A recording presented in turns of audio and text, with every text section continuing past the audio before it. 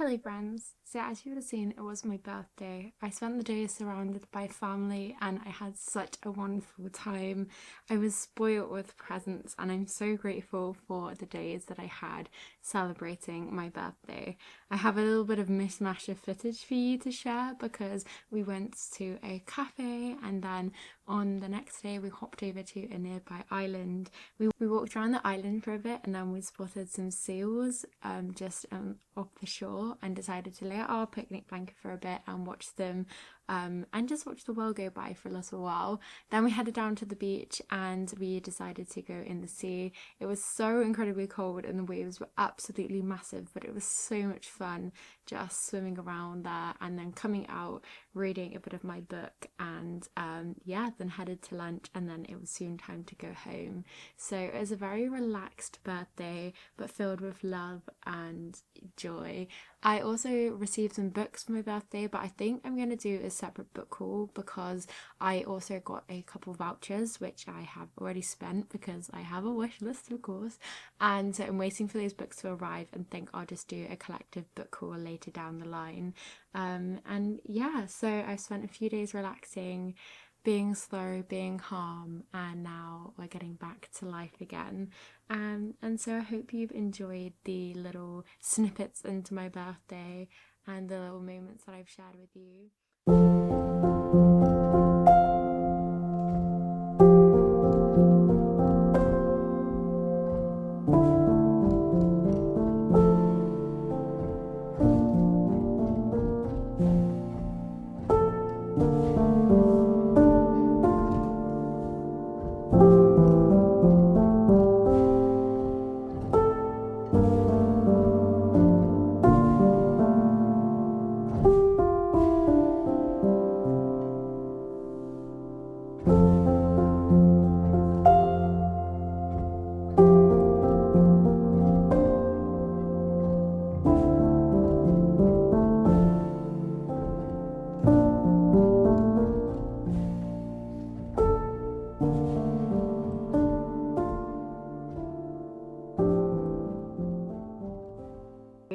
I thought it would be perfect time to answer a few questions because I did ask.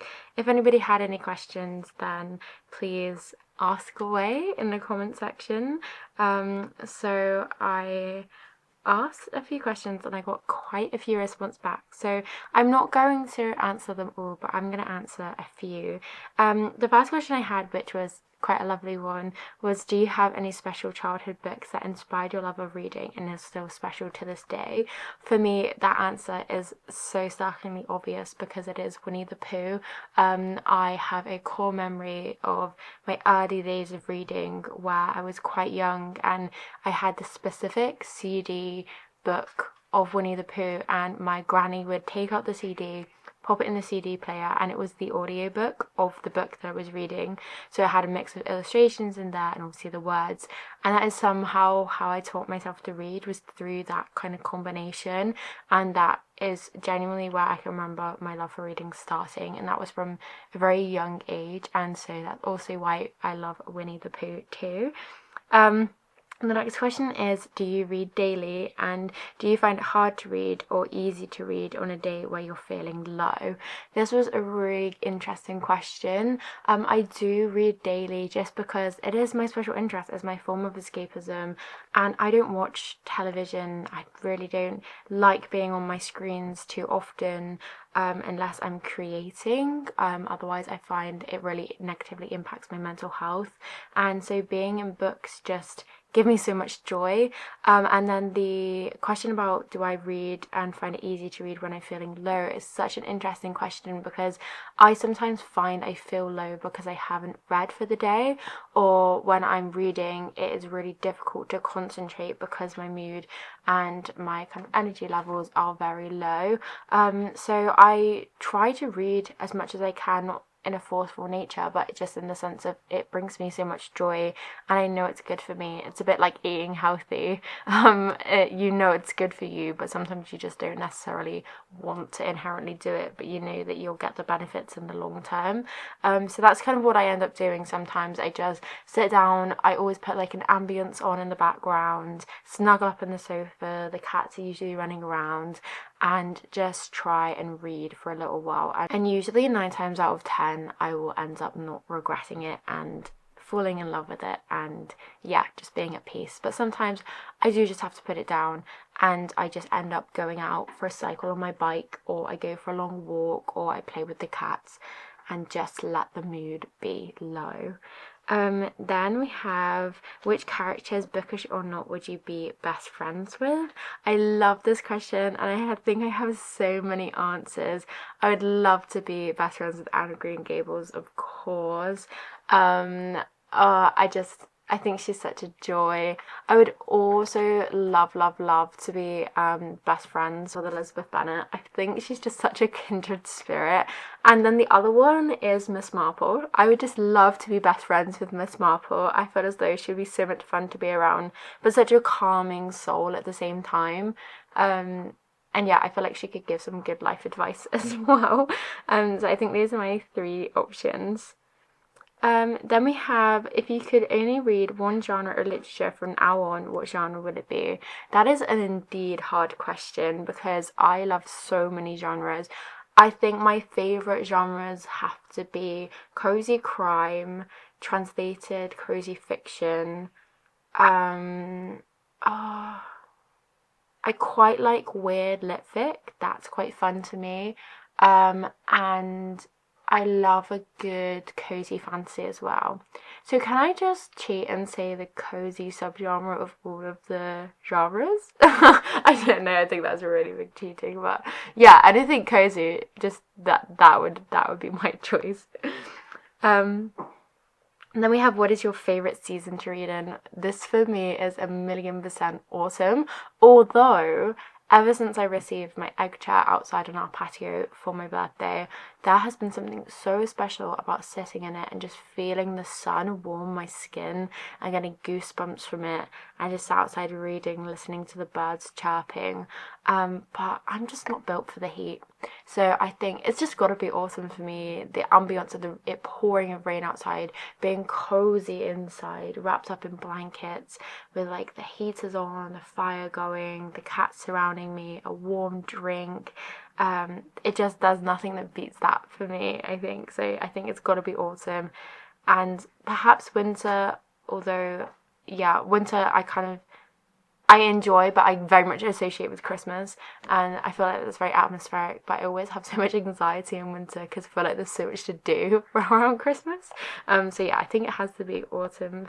Then we have, which of your cats loves to lay on you the most while reading? This for me is such an easy question because it's always Pecan. She is the biggest lap cat, and she is the newest to the clan. The others love a good snuggle, but they don't necessarily love laying on you. They are very much exploring themselves. Coco always lays by my legs when I'm going to sleep. She'll never lay on me, but she'll lay as much on me as she can without being on me, if that makes any sense at all. But yeah, when I'm laying in bed, the cat's often, like Pecan's usually up on my chest and the rest of them are down by my feet. So I suppose you could kind of say all of them, but when I'm sat on the sofa or something like that, Pecan will be physically on me and the rest will be somewhere, and sometimes they're on the head of the sofa as well. So yeah, it's definitely got to be Pecan. And then we have any reading superstitions, however crazy they might be. And I loved the Accidental Bookseller's response to this. I thought it was really funny because I'd never heard of a superstition like theirs before. I think I had a long, hard think about this, and I didn't think I had any until I realised that I can't say I'm not enjoying a book halfway through, a quarter of the way through. I have to remain somewhat positive, otherwise I will not enjoy the book. And then it's something that has just been ingrained into my head, and I think you could kind of call it a superstition, because I just fear, like, if I was to come on here and say, like, oh, I'm really not enjoying this book and I'm a quarter of the way through, that's it, I'm not going to enjoy the book, which is crazy because it could pick up, and yeah, I don't know. Anyway, I think that is my reading superstition. But apart from that, I had a long hard think and I couldn't really think of anything else. So I think that would have to be my answer for that. And then we have what are your all-time, and this is the final question, what are your all-time favourite books? I feel like you read such a range of genres that the answer would be interesting. I love this question so much that you asked what my all-time favourite books are, plural, not book. And I do really try to read a whole range of genres. Obviously, I have my favourites that I gravitate towards, but I keep a list of books in my notes, just so I can reference them. Like sometimes I do like these book subscriptions. I just did one with Foxlane Books where you subscribe and they send you a surprise book and you have to fill out a questionnaire like what your all-time favourite books are. So I like to keep that handy. And I like to say I don't keep any books on my shelves that I don't like. A lot of them I like, and I now have like an all-time best of the best favourite shelf. So I think rather than read out all of the titles, because there are so many, that I'll do, I might do a video one day of my favourite books of all time, because that could be quite interesting, and to find out your favourite books of all time too. So yeah, those are all of the questions that I am going to answer and that I have to answer today. I hope you enjoyed. I hope this was interesting. I hope you had fun coming along on this birthday adventure. It was a bit of a different atmosphere to usual, and like I say, I should be filming a collective birthday book haul sometime soon. I'm just waiting for the rest of the books to arrive in the mail. And yeah, so thank you for coming along with me on this adventure, and I hope that wherever you are and whatever you're doing, you have a wonderful day or night. Until next time, friends. Bye!